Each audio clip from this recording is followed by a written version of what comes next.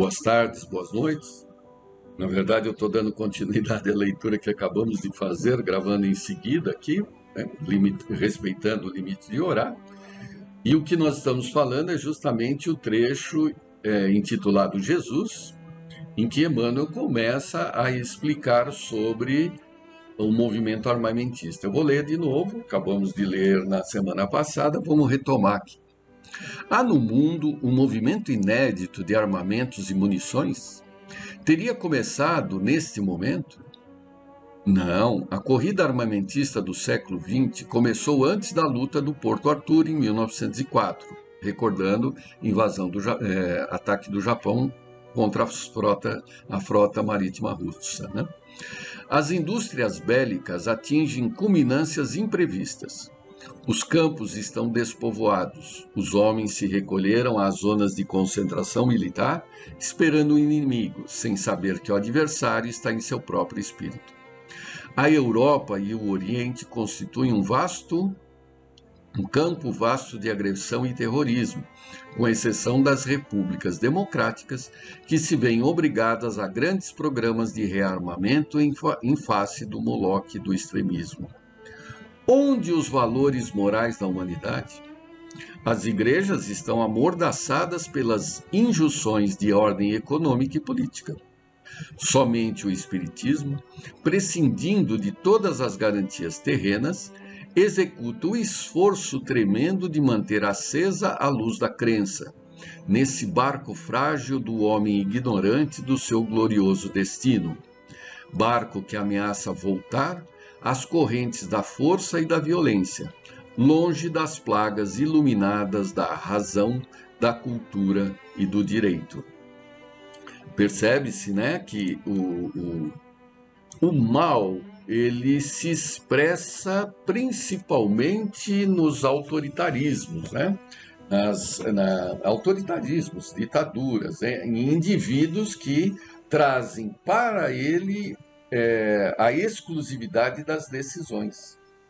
Enquanto que, ainda que com erros, as repúblicas democráticas possam promover, é muito mais difícil um grupo pensando errar do que um indivíduo sozinho.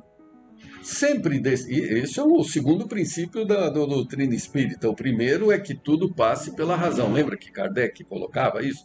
Tudo tem que passar pela razão individual. Posteriormente, a razão coletiva. O quê? A mensagem espiritual? Resposta: não. Tudo que se decide em relação ao destino do grupo, da sociedade. Então, é muito melhor que se dividam as decisões em discussão de grupo do que se tomadas individualmente. Dá trabalho lidar com grupos? Sem dúvida. Sem dúvida, porque cada um tem uma opinião diferente. Você tem que exercitar o direito de expor, ouvir, a obrigação de ouvir, se colocar na situação, né, na fala do outro, enfim. Conviver é difícil, né? Decidir em grupo é muito complicado. E, por muitas vezes, a decisão do grupo não bate com a tua. E, maturamente, você tem que entender isso. É um processo de aprendizado. Esse processo democrático, né? Ainda que com problemas, defeitos e tudo mais, é melhor do que ficar na decisão de um só, né? Porque esse um só é muito mais fácil de ser influenciado, impor os próprios interesses e assim por diante. Dúvidas? É só olhar a história recente e a passada. Nem preciso aqui nominar as figuras mundiais de hoje que representam isso. Às vezes até a gente quer colocar, nós, como sociedade, queremos identificar todo um processo com um líder, mas nas repúblicas democráticas, apesar de existir o presidente, né, esse líder, ele está comprometido com todo um parlamento, com toda uma série de outros representantes dessa sociedade. Agora, quando isso não ocorre, quando o indivíduo vai fazendo o que ele acha que quer, lastreado em outros interesses, principalmente pessoais, é onde se descambam para o autoritarismo, que é o que se busca transformar, né? E aqui entramos no capítulo 25. Ah, não, ainda tem um trechinho aqui. Trechinho importantíssimo, né? Convenhamos em que o esforço do Espiritismo é quase superior às suas próprias forças, mas o mundo não está à disposição dos ditadores terrestres. Jesus é seu único diretor no plano das realidades imortais. E agora que o mundo se entrega a todas as expectativas angustiosas, os espaços mais próximos da Terra se movimentam a favor do restabelecimento da verdade e da paz, a caminho de uma nova era. Espíritos abnegados e esclarecidos falam-nos de uma nova reunião da comunidade das potências angélicas do Sistema Solar, da qual é Jesus um dos membros divinos. Reunir-se-á, de novo, a sociedade celeste pela terceira vez na atmosfera terrestre, desde que o Cristo recebeu a sagrada missão de abraçar e redimir a nossa humanidade, decidindo novamente sobre os destinos do nosso mundo. Que resultará desse conclave dos anjos do infinito? Deus o sabe. Nas grandes transições do século que passa, aguardemos o seu amor e a sua misericórdia. Então, alguns apontamentos. É muito comum o espírita confundir, né, e achar e falar que o sol é a morada dos espíritos celestiais. Não, não é morada, é ponto de encontro. É ponto de encontro, não é morada. O sol, né, estamos estudando aí, ele tem uma importância indescritível em relação ao próprio sistema do Sol, sistema solar. Ele que mantém a vida na Terra, em todas as suas dependências materiais, temporais e posicionais, né? Então, o que é? É matéria, tempo e espaço. Então, o Sol é importante, não é a morada dos espíritos, é o encontro dos espíritos. Emmanuel comentou isso em 1938, e o Chico trouxe essa informação no Pinga Fogo, de que esses espíritos teriam se encontrado, teriam se reunido em 1969, quando o homem desceu à Lua. Nesse movimento foi em julho de 1969, se não me engano, dia 29, em que o homem desceu à Lua, data em que esses espíritos estariam se reunindo para determinar o futuro da Terra, e isso está gravado nos vídeos, né? Em que naquela época Jesus pediu uma moratória de 50 anos para maiores decisões definitivas. E esses 50 anos terminariam em 2019, que se as nações não entrassem em conflito, os dias, o tempo por vir seria de grandes realizações. E isso estão aí nos vídeos, né? Mais detalhes não sabemos sobre. Depois disso, né? Passaram 50 anos. E agora, não vai ter mais choque entre as nações? Qual é a forma que os espíritos estão conduzindo o presente? Nos carece de dados, né? Se naquela época Emmanuel já falava que resultará desse conclave dos anjos do infinito, só Deus o sabe, imagine nós hoje, né? Mas para que a gente tenha a confiança de que tudo está sob controle. Não tem maior exemplo do que essas palavras.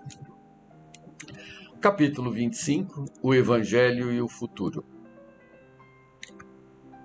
Um modesto discurso da história faz entrever os laços eternos que ligam todas as gerações nos surtos evolutivos do planeta. Muitas vezes, o palco das civilizações foi modificado, sofrendo profundas renovações nos seus cenários. Mas os atores são os mesmos, caminhando nas lutas purificadoras para a perfeição daquele que é a luz do princípio.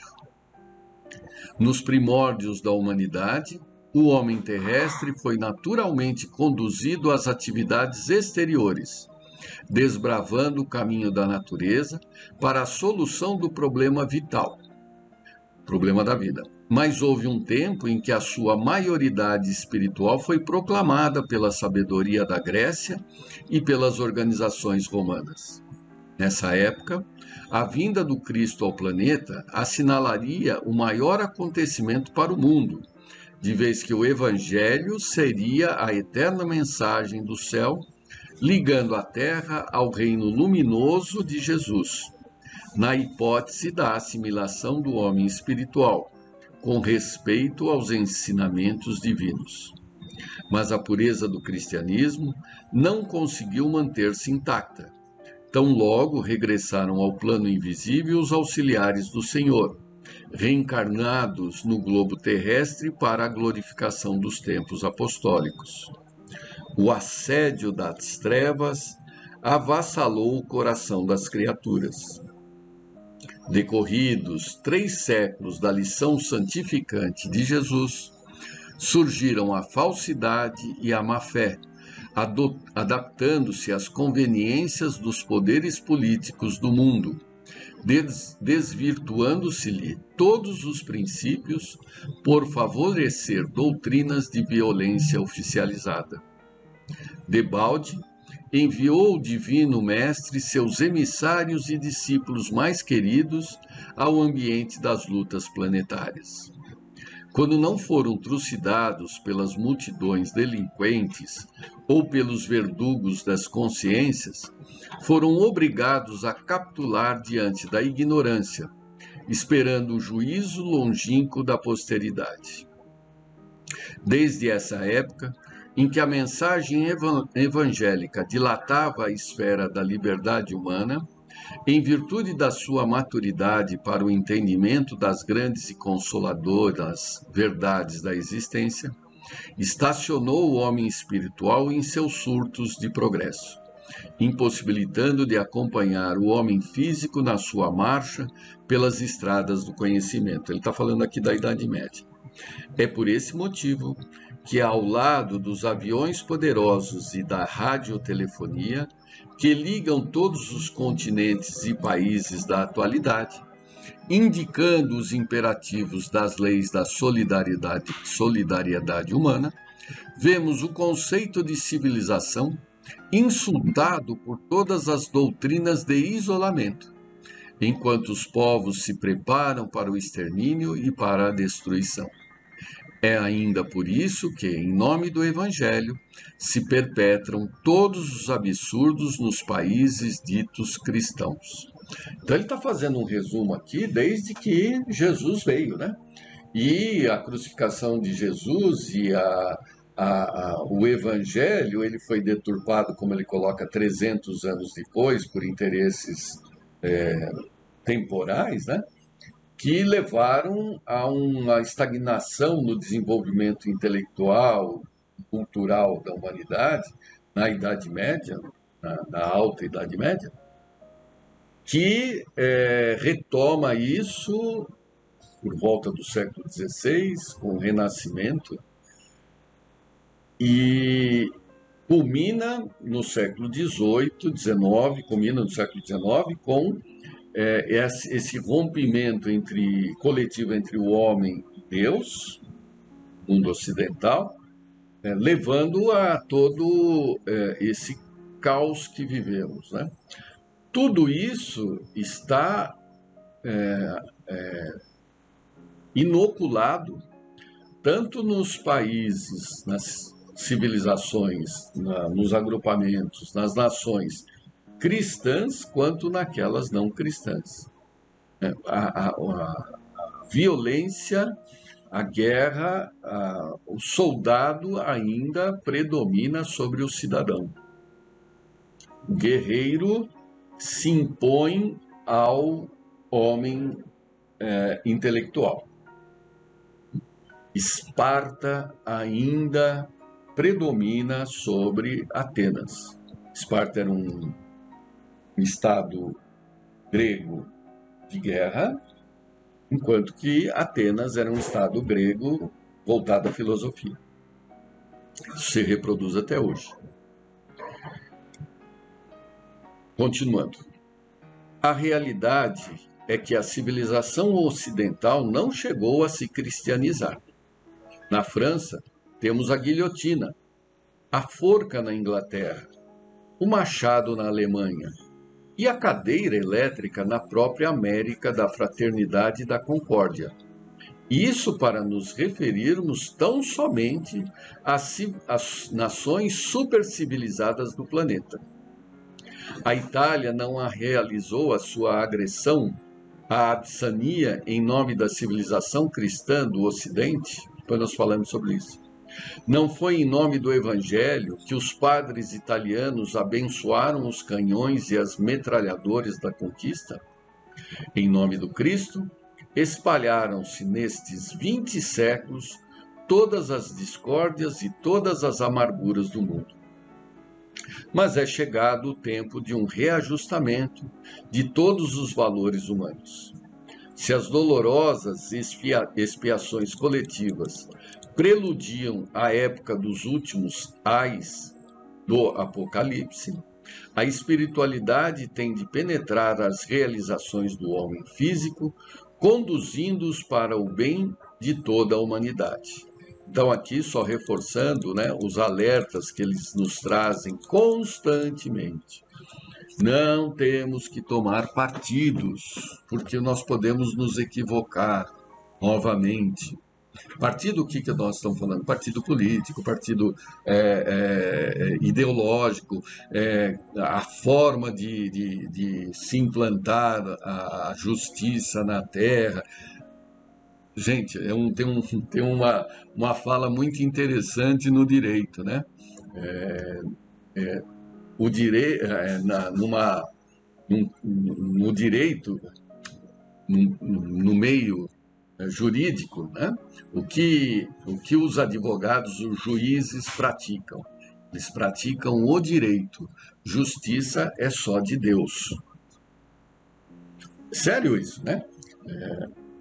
Mesmo no poder judiciário, o que se faz é o que está estabelecido nos códigos. Existem regrinhas, procedimentos que têm que ser seguidos por cada um, pela parte, pela outra parte, pelo juiz, pelo funcionário. Então, o que se pratica é direito. E direito não é justiça? Não, porque o direito ele só vê aquilo que está na frente dele, nos autos, né? Justiça é de Deus. Então, nós tomarmos lados é temerário para figuras como nós, espíritas médiuns, né? Porque já tomamos e erramos, não foi uma nem duas vezes. Num dos livros que a gente lê durante a semana, um espírito foi muito gúbio, né? Ele colocou que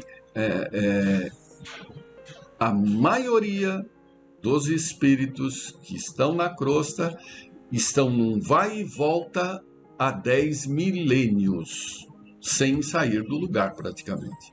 Então, encarnamos e reencarnamos, encarnamos e reencarnamos há 10 mil anos e não mudamos, não crescemos. É muito pouca a evolução. Por quê? Porque estamos sempre nos iludindo nas soluções que tiram Deus como fonte da criação. Então, nós temos que termos a postura do somos representantes do Consolador prometido, do Consolador prometido. Somos representantes. O que significa? Estamos ali para imitar Jesus no máximo que conseguirmos. E Jesus não tomou partido de ninguém, nem dos judeus, nem dos romanos, nem dos zelotes, né? O partido de Jesus é Deus. Continuando.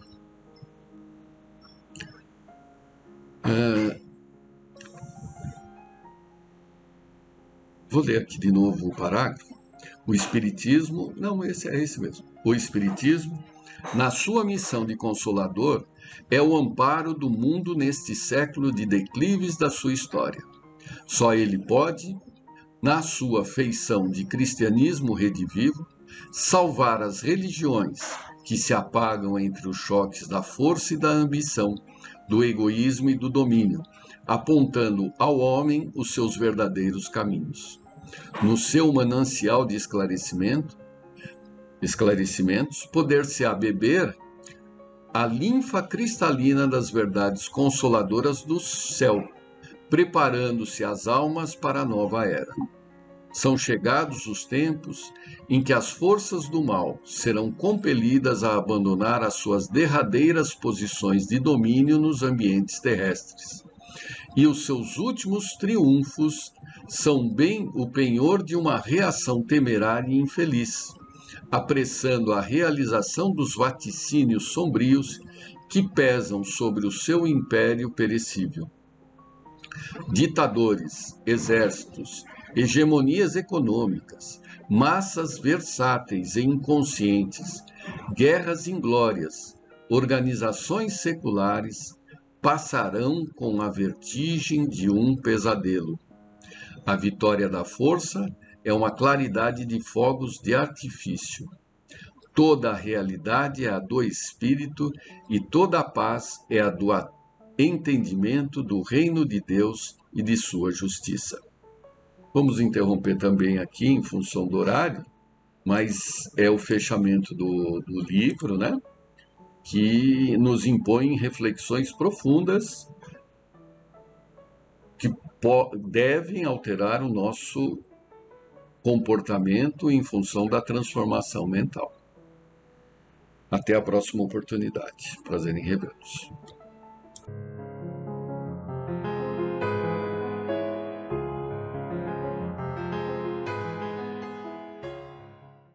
Nossos cumprimentos a todos. Vamos hoje analisar a pergunta 132 do Livro dos Espíritos, do qual Kardec questiona sobre qual seria o objetivo da encarnação. A resposta é clara. A lei de Deus impõe a reencarnação com o objetivo de chegarmos à perfeição. Em nenhum momento aparece a palavra amargura, fardo, dor ou qualquer outro termo que signifique sofrimento. Pelas sucessivas existências, mediante nossos esforços e desejos de melhoria, nosso caminho do progresso, avançamos sempre e alcançamos a perfeição, que é a nossa destinação final. O sofrimento é inerente à nossa imperfeição, ou seja, o orgulhoso sofre as consequências do orgulho e o egoísta sofre os efeitos do egoísmo.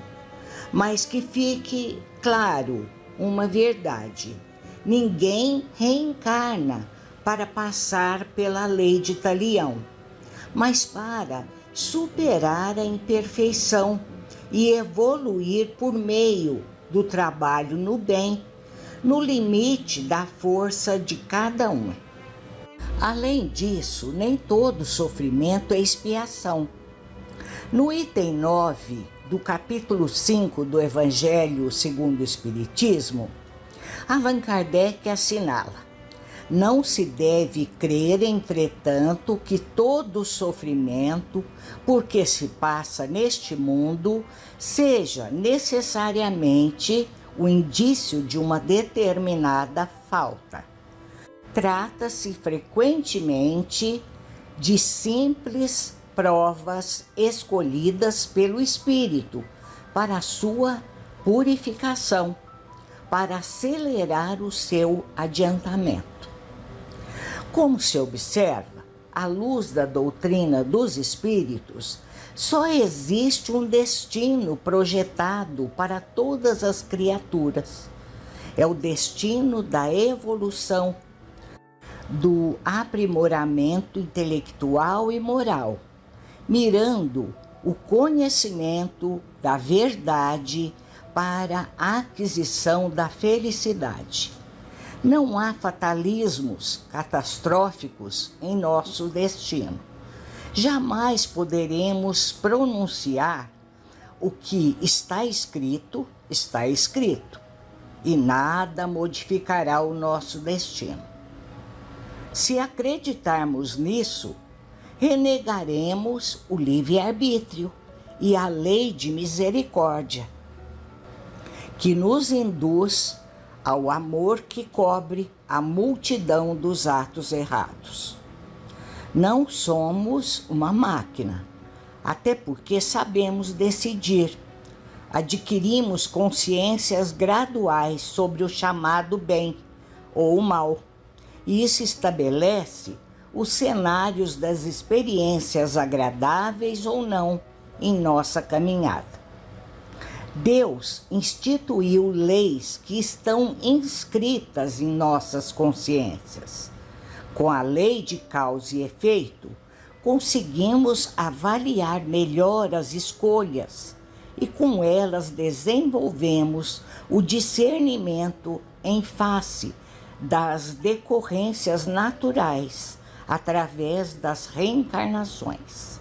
Sofremos influências do grupo familiar, da sociedade, da cultura, das condições socioeconômicas, da etnia, do sexo. Tudo isso faz parte de nossas escolhas, sugeridas ou não pelos espíritos mais esclarecidos antes da reencarnação. E tal decisão vai nos aproximar dessa ou daquela influência de um grupo social, que poderá ter um certo peso relativo nas nossas escolhas. Nós não precisamos ser reféns das circunstâncias. O importante aos que ficam por aqui na Terra, para que tenham o avanço espiritual devido, é não falir pela lamentação, pela revolta, pois as grandes provas são quase sempre um indício de um fim de sofrimento e de aperfeiçoamento do espírito, desde que sejam aceitas por amor a Deus, conforme nos diz nesse mesmo capítulo do Evangelho. Podemos esclarecer que não é correto dizer que o todo sofrimento é resultado de erros praticados no passado. O desenvolvimento das potencialidades, a subida evolutiva, requer trabalho, esforço e superar desafios. Nesse caso, é uma provação e não uma expiação.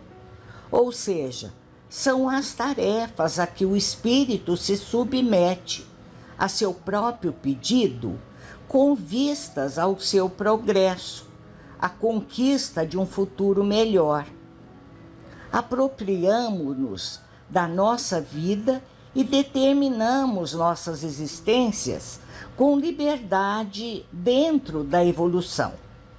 Por isso, responsabilizamo-nos pelas nossas existências, caminhando na vida de conformidade com o que fazemos de nós mesmos. Somos senhores e responsáveis pela vida.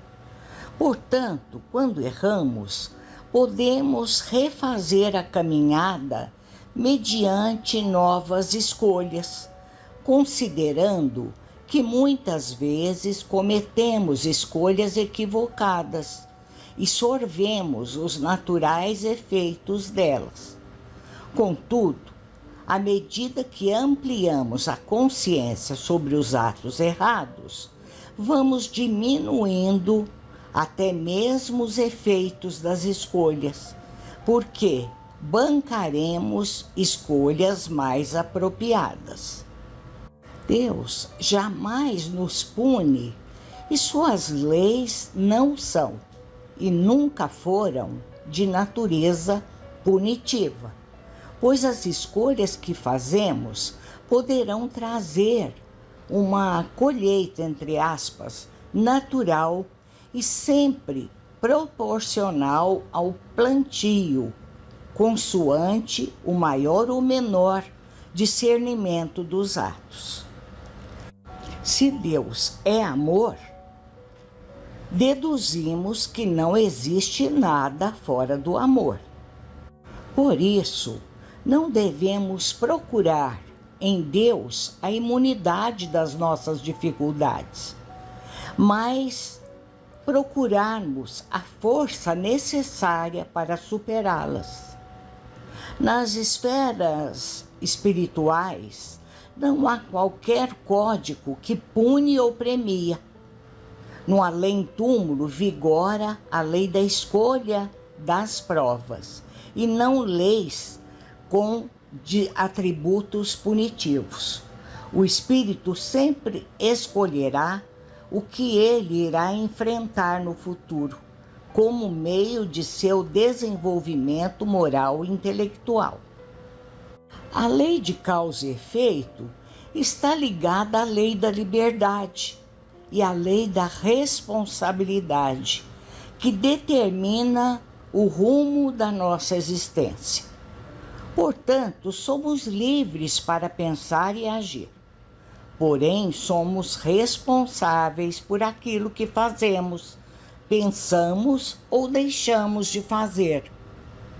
Muitas vezes pensamos que todo o sofrimento do presente é fruto de atos errados do passado. Entretanto, analisando o capítulo 5 do livro O Céu e o Inferno, Kardec diz categoricamente que o sofrimento atual é apenas resultado da imperfeição de que ainda não nos livramos, e não necessariamente de atos errados do pretérito. Deus, em sua justiça, que é igual para todos, não poderia deixar que utilizássemos o livre-arbítrio sem que assumíssemos as responsabilidades das consequências das escolhas que fazemos. Por esse motivo, não temos muito do que nos queixarmos da vida, pois nada nos acontece por conta do acaso.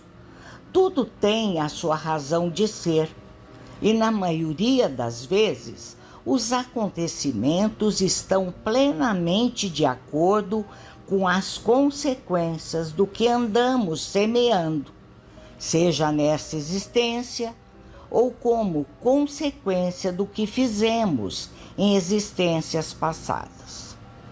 Isso não quer dizer que tenhamos que nos conformar, abaixar a cabeça e sair dizendo que é nosso destino, que Deus somente está nos punindo.